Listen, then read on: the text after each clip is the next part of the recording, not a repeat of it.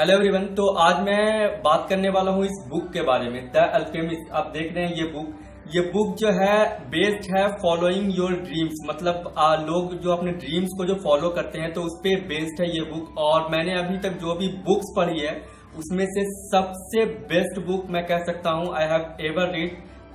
ये वो बुक है। तो अगर आपने भी अभी तक ये बुक नहीं पढ़ा है तो प्लीज एक बार आपको पढ़ना चाहिए, क्योंकि अगर आप अपने सपनों के लिए मेहनत कर रहे हो या किसी भी ऐसी चीज को पाने के लिए, ये बुक एक ऐसी बुक है जो आपके सोचने के तरीके को बदलती है। तो इस बुक के बारे में मैं 2 मिनट में आपको इसकी समरी बता देता हूँ कि ओवरऑल इस बुक में है क्या और किस तरह से बताया गया है। तो स्टोरी है एक लड़के की जिसका नाम है संटियागो। वो स्पेन के अंडलूसिया में रहता था, जो कि एक शेपर्ड था। अपनी भेड़ बकरियों के साथ इधर उधर जाया करता था और उसे फ्रीडम बहुत पसंद था। उसे एक लड़की अच्छी लगती थी जो कि तरीफा में रहती थी और वो कुछ दिनों पहले वहां गया था। तो फिर से वो वहां जा रहा था। तो जाते जाते रास्ते में रात हो जाती है और रात होती है तो उसे एक सुनसान चर्च दिखाई देता है। तो रात ज्यादा हो जाती है तो वो उस चर्च में रुकने के लिए सोचता है। तो उस चर्च में वो अपनी भेड़ बकरियों को रख देता है और उसके बाहर एक सिकामोर का पेड़ होता है, वो वहां उसके नीचे लेट जाता है। तो उसे नींद आ जाती है और उसके बाद उसे एक सपना आता है। सपने में वो देखता है कि इजिप्ट में जो पिरामिड्स है उस पिरामिड्स के नीचे जो है एक खजाना छुपा हुआ है और वो खजाना उसे बुला रहा है। तो जैसे ही उसे ये सपना आता है कि खजाना उसे बुला रहा है तो वो नींद से उठ करके खड़ा हो जाता है और वो सोचने लगता है, क्योंकि ये उसके साथ पहली बार नहीं हुआ था। इसके पहले भी उसे सेम सपना, ऐसा ही सपना 2-3 बार और आ चुका था। तो उसने सोचा कि इस बार पता किया जाए आखिर इस सपने के बारे में कि आखिर ये सपना मुझे बार बार क्यों आता है। तो वो एक औरत के पास जाता है जो सपनों के बारे में बताती है और सपनों की हकीकत बताती है। तो वो उस औरत के पास जाता है और उस औरत से सब कुछ वो बोलता है। तो वो औरत बोलती है, मैं तुम्हें ये तो बता दूंगी लेकिन मुझे खजाने का 1/10 हिस्सा जो है वो देना होगा, उसके बाद ही मैं तुम्हें बताऊंगी। तो अब संटियागो सोचने लगता है तो वो वादा कर लेता है कि ठीक है, मुझे खजाना मिल जाने के बाद मैं आपको वो हिस्सा दे दूंगा। उसके बाद वो औरत जो है उसे बताती है कि ये जो सपना तुम्हें आया है वो सच है, उसके लिए तुम्हें इजिप्ट जाना पड़ेगा और इजिप्ट में जो पिरामिड है उसके नीचे तुम्हें वो खजाना मिलेगा। लेकिन सेंटियागो को उस बुढ़िया की बातों में कोई बहुत ज्यादा सच्चाई नजर नहीं आई। वो सोचने लगा कि ये तो कोई भी बता सकता है। तो वो इसलिए आगे बढ़ गया और आगे जाकर के कहीं एक जगह पे वो बैठ गया। तो बैठने के बाद उसे एक बुढ़ा मिलता है, उसका नाम है मेल्कीजेदेक नाम होता है। वो अपना नाम बताता है और वो बोलता है कि मैं सलेम का राजा हूँ। उसके बाद सेंटियागो उसे इग्नोर कर देता है, क्योंकि उसका जो ड्रेसअप था वो काफी गंदा था और वो कहीं पर से भी राजा नहीं लग रहा था।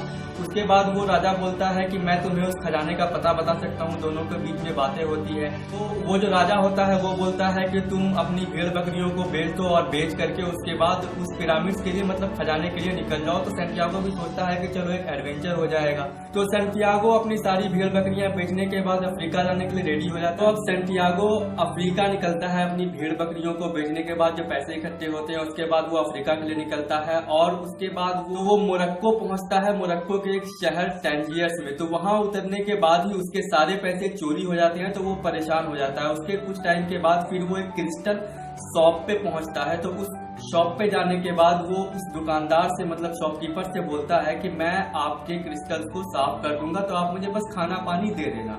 तो उस शॉपकीपर का जो क्रिस्टल का जो दुकान था तो वो काफी मतलब कि गंदा था और धूल मिट्टी जमी हुई थी, जिस कारण से उसका बिक्री, मतलब कि सेलिंग नहीं होती थी।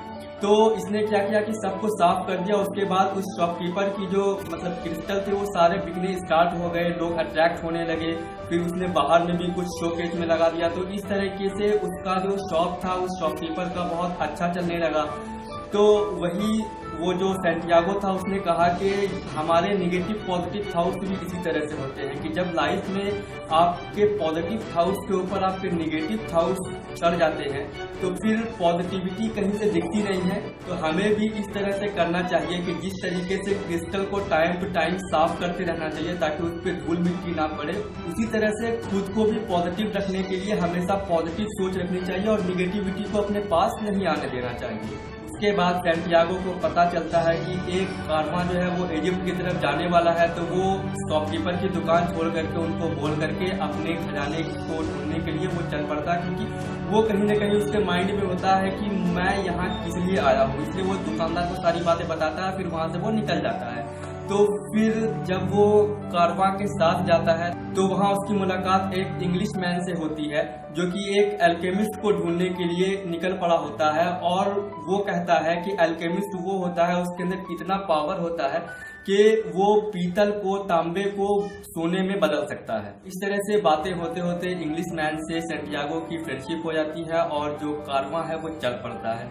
उसके बाद अचानक से ये खबर फैलती है कि डेजर्ट में जो है एक युद्ध होने वाला है, वॉर होने वाला है। तो जो कारवां का जो हेड था उसने कहा कि हम लोग एक जगह पे रुक जाते हैं, और वो लोग जिस जगह पे रुकते हैं उसका नाम होता है अल फयूम। अल फयूम एक जगह है, वहाँ पे वो लोग रुकते हैं। वो कहते हैं कि हमें इंतजार करना चाहिए जब तक कि ये जंग खत्म ना हो जाए। अब कोई इसकी गारंटी नहीं थी कि ये जंग कब खत्म होगी, एक सप्ताह भी लग सकता है या एक साल भी लग सकते हैं। तो सैंटियागो जो है वो मायूस हो जाता है।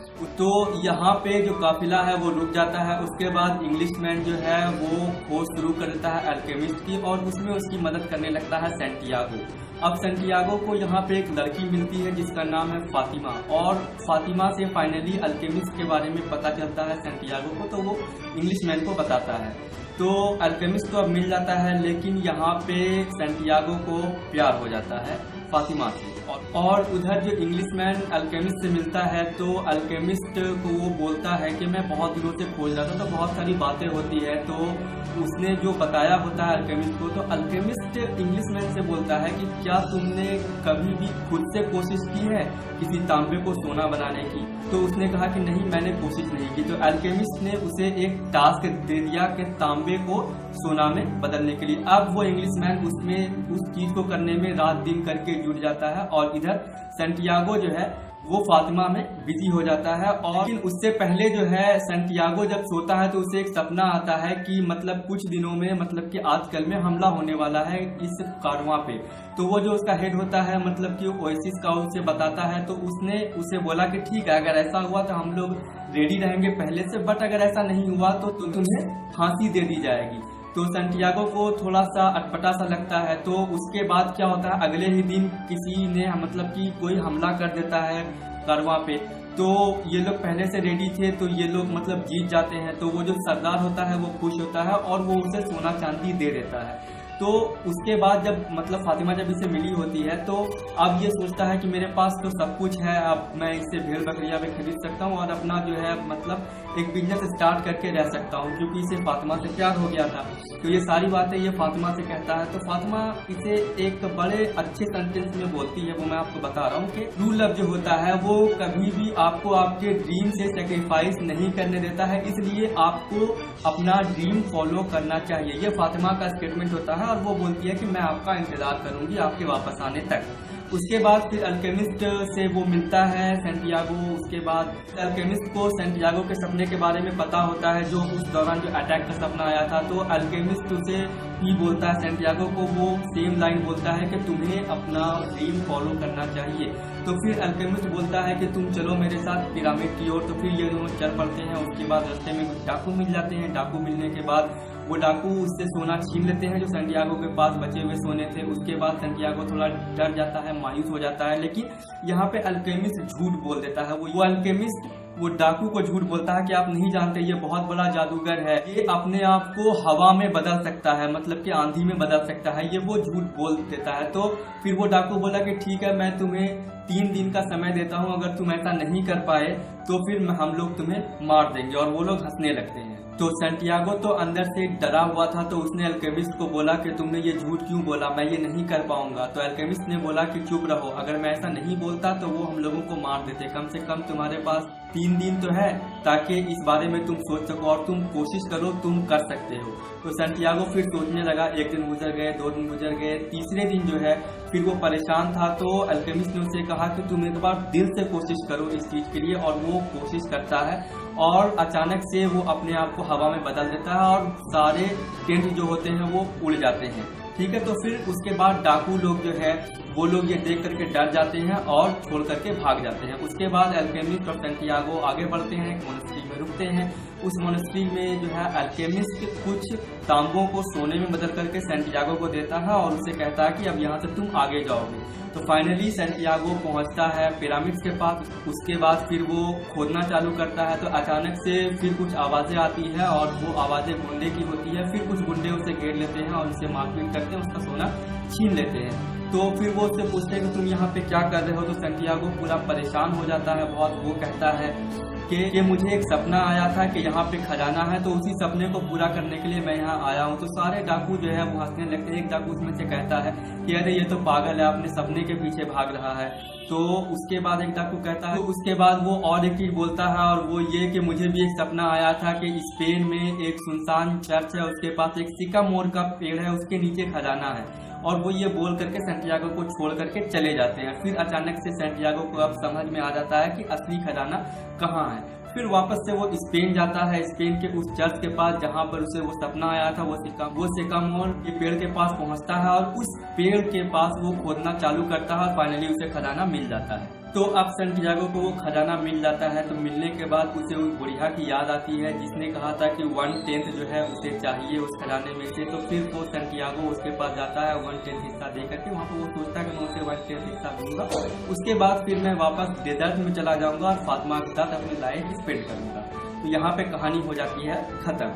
तो इस बुक में एक और चीज़ कही गई है, आपने शाहरुख खान का ओम शांति ओम का डायलॉग तो सुना ही होगा कि अगर किसी चीज़ को शिद्दत से चाहो तो पूरी कायनात तुम्हें उनसे मिलाने में लग जाती है। तो ये स्टेटमेंट जो है इस बुक में है। तो इससे सीखने के लिए ये मिलता है कि जब आप अपने ड्रीम्स को फॉलो करते हो तो उस बीच में बहुत सारा प्रोसेस होता है, जिस प्रोसेस के थ्रू आपको गुजरना होता है। तो बहुत सारी ऐसी नेगेटिव थॉट्स भी आते हैं, कभी कभी ऐसा होता है कि छोड़ने का भी मन करने लगता है। बट कभी कभी पाउस ले लेना चाहिए जिस तरह से सैंटियागो ने लिया था। बट आपको जो पाना है उस चीज़ के बारे में भूलना ही चाहिए कि मुझे कहाँ पे जाना है, क्योंकि सैंटियागो नहीं भूला। एक टाइम पे उसे छोड़ने का ख्याल भी आया था, फिर उसे फातिमा से प्यार हुआ, फिर वो एक टाइम पे सोचने लगा था उस टाइम पे कि अब मेरे पास सब कुछ है और मैं फातिमा के साथ ही अपनी लाइफ गुजारूंगा और मैं अब खजाने के लिए नहीं जाऊंगा। लेकिन वो उसका ट्रू लव था जो फातिमा उसे कहती है कि तुम्हें अपने ड्रीम्स को फॉलो करना चाहिए। तो उसी तरीके से ऑलवेज फॉलो योर हार्ट। कभी कभी ऐसा हो सकता है कि आपका दिल आपको मुश्किल में डाल सकता है या फिर कभी कभी परेशानियां कुछ ज़्यादा हो सकती हैं, बट जो आवाज़ दिल से आती है कि आपको जो करना है वो आपको सिर्फ आपका दिल ही बता सकता है। और अगर आप उसे फॉलो करते हैं और अगर आप गिव अप नहीं करते हैं तो कहीं न कहीं जिस तरीके से सैंटियागो को उसका खजाना मिल गया और सब कुछ मिल गया, उसी तरीके से आपको भी आपका जो ड्रीम्स है, जिस चीज़ को आप फॉलो कर रहे हैं या चेस कर रहे हैं, पाने की कोशिश में लगे हुए हैं, वो आपको भी एक दिन मिल जाएगा। तो ये इन शॉर्ट स्टोरी थी इस बुक के बारे में। तो आप इस बुक को ले लो, आपको फ्लिपकार्ट, अमेजोन या फिर ऑफलाइन भी मिल जाएगा। ज़्यादा महंगा बुक नहीं है, बहुत ही सस्ता है। तो आप जाकर के ले लो और एक बार एटलीस्ट आपको ये बुक पढ़नी चाहिए, एक बार आप पढ़ो। तो आई होप कि आपको ये वीडियो मेरा अच्छा लगा होगा। अगर वीडियो आपको अच्छा लगा हो तो प्लीज़ लाइक करना, शेयर करना, कमेंट करना, डोंट फॉरगेट